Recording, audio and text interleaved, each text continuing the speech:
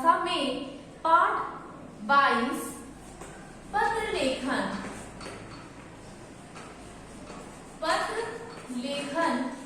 समझाने जा रही हूँ। बच्चों से ध्यान से समझिए। हालांकि आपको पत्र लेखन आपने टर्म फर्स्ट में भी पढ़ा है, लेकिन अब आपके जो टर्म सेकंड में आएंगे वो पत्र लेखन आप किस प्रकार से करेंगे। और सबसे पहले एक बार पुनः समझ लीजिए कि पत्र लेखन में हमें किन किन चीजों को ध्यान में रखना है। तो सबसे पहले हेडिंग इसमें क्या है, पत्र की विशेषता। पत्र की विशेषताएं। अब पत्र लिखने के टाइम हमें किन विशेषताओं को ध्यान में रखना होगा। तो सबसे पहले बच्चों, जिसे पत्र लिखा जा रहा है,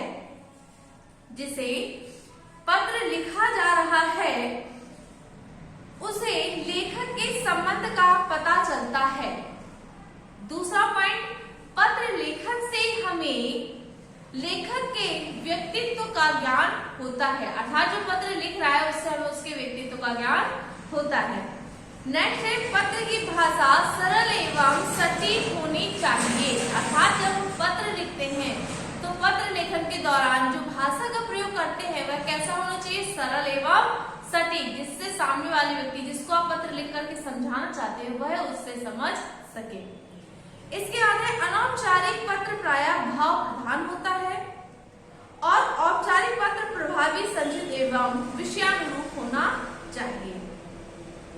मैंने आपको पहले ही बता दिया कि पत्र के कितने प्रकार होते हैं बच्चों, 2 प्रकार होते हैं, एक औपचारिक और दूसरा अनौपचारिक पत्र।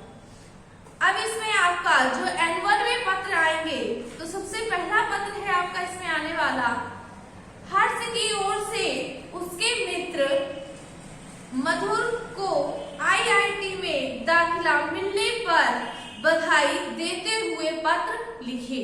तो इसमें आप कैसे लिखेंगे, सबसे पहले एड्रेस लिखेंगे। तो हमेशा आपका जब आप लिखते हैं तो इस तरफ आपका एड्रेस आएगा, यहाँ आपका संबोधन जैसे प्रिय मित्र, ठीक है। तो एड्रेस में आपने क्या डाला, 122 कृष्ण विहार सुंदरकुंड, या जिस एड्रेस भेज रहे हैं वो एड्रेस डालेंगे आप। इसके बाद यहाँ पर आप लिखेंगे प्रिय मधुर स्मृति, ठीक। नेक्स्ट, तुम्हारे भाई से ज्ञात हुआ कि तुम्हारा IIT में अपने मनपसंद विषय कंप्यूटर में दाखिला हो गया है।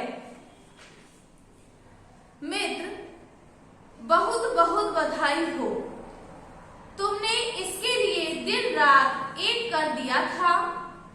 तुम्हारी वही मेहनत रंग लाई है। आज तुम्हें इस तरीके से ऊंचाई पर देखकर मुझे तुम्हारी उपलब्धि पर गर्व हो रहा है। ईश्वर करे तुम भविष्य में भी इसी प्रकार सफलता प्राप्त करते रहो। अपने माता पिता को भी मेरी ओर से बधाई और शुभकामना देना। इसके बाद लिखेंगे तुम्हारा मित्र हर्ष। इस प्रकार से आपका ये एक निबंध हुआ, एक पत्र हुआ बच्चों। और दूसरा पत्र आप लिखेंगे पिताजी को पारिवारिक कुशलता का समाचार देते हुए पत्र। तो जब आप घर से बाहर होंगे तभी तो आप पिताजी को जो पारिवारिक कुशलता का समाचार देते हुए पत्र लिखेंगे। जैसे पिताजी बाहर हैं, उनको आपने पत्र लिखा कि पिताजी घर में सभी सकुशल मंगलमय है, माताजी भी, उनका भी स्वास्थ्य सही है, छोटा भाई छोटी बहन भी बराबर से पढ़ रहे हैं और मैं भी नियमानुसार विद्यालय जा रहा हूँ।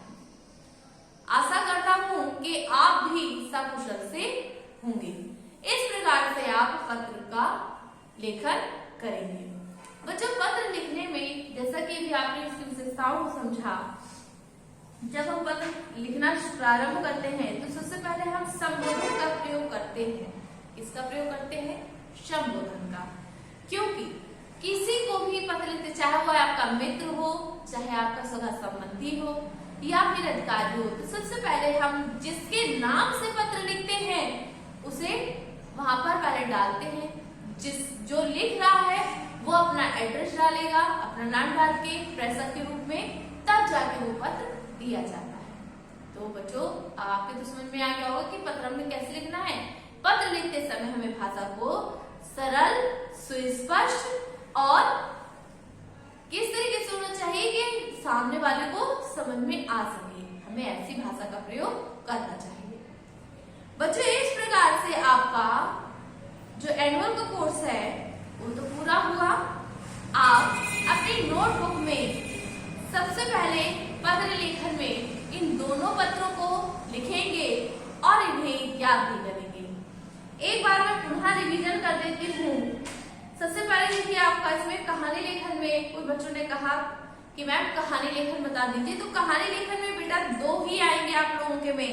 पहली कहानी आएगी, एक आपकी है बिल्ली और बंदर, दूसरा है सारस और लोमड़ी।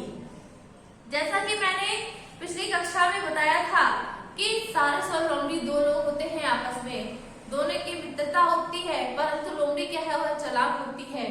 और जैसे ही वह सारस को अपने घर निमंत्रण देती है, खीर खाने के लिए बुलाती है, तो सारस को वो क्या करती है कि थाली में खीर परोस देती है और खुद भी अपने लोमड़ी थाली में ही खीर परोसती है।